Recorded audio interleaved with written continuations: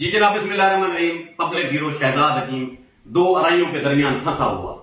پہلا ارائی نہیں 3 ارائیوں کے پاس کہاں پھنسا ہوا. ارائی نمبر 1 لالا فروخ. اس نے آج مجھے دیسی کوکڑ کھلایا. اللہ سے انہیں درجات بلند کرے. اللہ کرے کلہور کی ان نہ کھٹے تے ان کی جیب میں پیسے نہ کھٹے. ارائی نمبر 2 لالا اعظم. لالا اعظم نے مجھے بلایا اور محبت کی نشانی مجھے دی اور مجھے کہا کہ یہ گھڑی میری طرف سے ہے.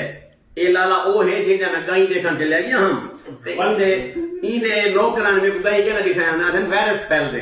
ہون جڑا ہے یہ وائرس والا سپرے کر رہی کرے آندے تے سب گائیں دی کیسی لہذا پریشان نہیں تھی ہونا. لالے سارا آپس میں گیٹ راضی نامہ کروا دیتے. صحیح میں دل دے کدورت نفاق نہ رکھا کرو تو اپنا نقصان تھیندے. پوچھو کیا نقصان تھیندے.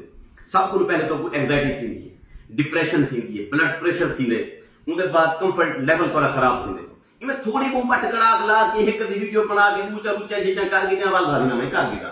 دیر نبی پاک صلی اللہ علیہ وسلم کا فرمان ہے ترے ہم اوتے اگر جان کے نہ بولو تو کافر تھی ویندے.